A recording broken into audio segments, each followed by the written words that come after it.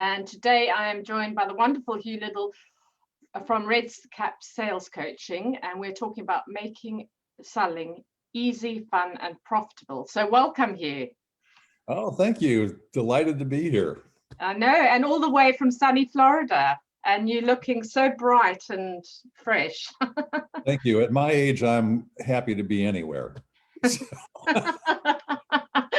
Oh, you always do make me laugh. Hugh has definitely got a great sense of humor, and he's the sales wizard at Red Cap Sales Coaching and the Elite Sales Academy. And he has helped service-orientated businesses to increase their conversion ratios, sales, and revenue.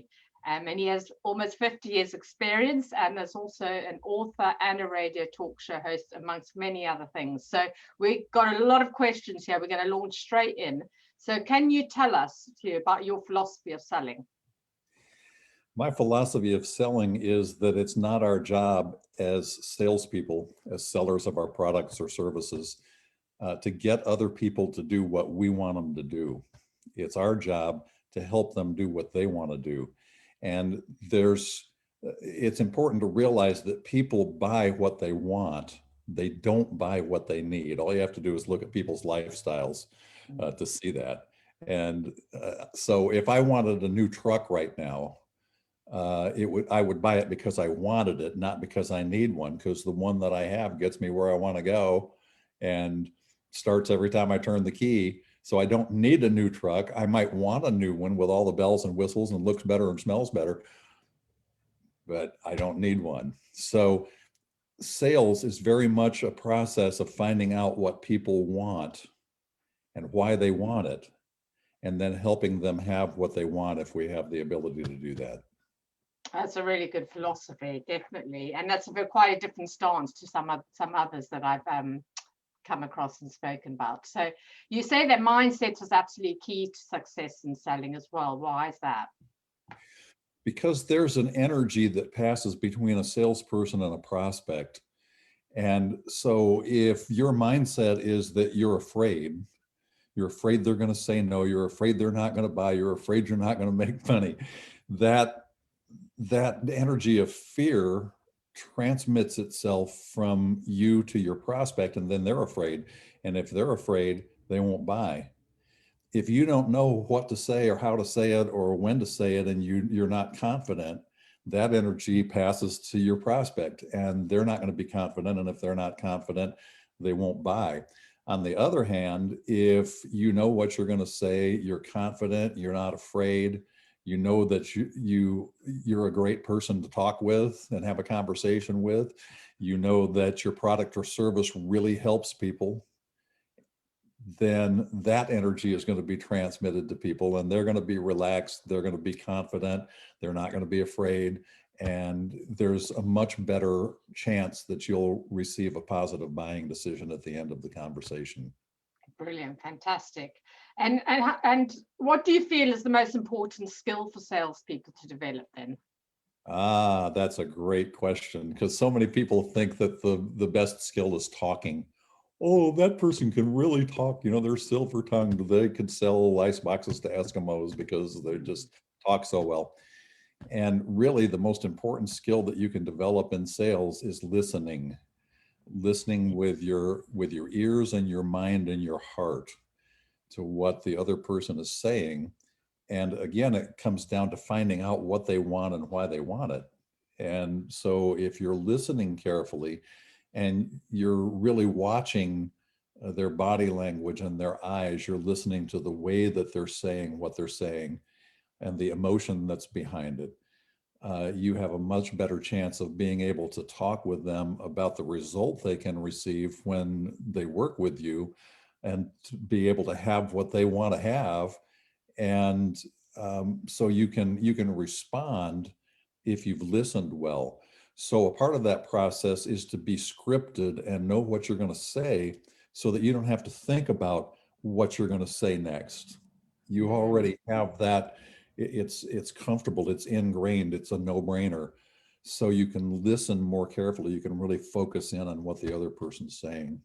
Yeah, that's really good. Really be prepared, so you're not sort of trying to think about what you're going to say next. I think that's really important. And why do you believe it's important to ask your sales conversation questions open-ended? I know you've spoken about this before from what I know about you. Sure. Open-ended questions are questions that cannot be answered yes or no. So if you ask a question closed-ended and they can answer yes or no, that's pretty much all you're going to get is yes or no. Mm. And it doesn't give you typically all of the information that you're really looking for and that you want to have so that you know how to proceed in the conversation. And the other thing is that if you ask an open-ended question that can't be answered yes or no, and people don't really have to think about yes or no, it just comes automatically. And if there's any sales resistance at all, it's just going to be an absolute no, really, really quick. They don't have to think about that. If you ask a question open-ended, they have to think about the answer. And sometimes the questions that you ask can actually change the direction of their thinking. So an example of a closed-ended versus an open-ended question is just a real simple, is the sky blue? And if you ask that question closed-ended like that, is the sky blue? Almost everybody will say yes, because there's a crayon that's sky blue, and everybody knows there's a sky blue color. Everybody knows the sky's blue. If I were to ask you though, Karen, what color is the sky right now where you are? You might tell me it's bright blue. You might say it's blue with some puffy white clouds. You might say, oh, it's kind of a hazy blue. You might say, oh, it's overcast. I think it's going to rain or That's snow. like most days in England, yes. It's going to be a hurricane. Not like sunny Florida and blue skies. Well, it's been raining here too, and that's a good thing. No, that's very true. That's really good. And you're an advocate, I know, of using you statements. Why those, and why are those important? Why should business people use them in their sales and marketing copy? Well, because everybody has the same question in their minds when they enter into a sales conversation or when they're reading a piece of marketing or something on social media or an email that you send them.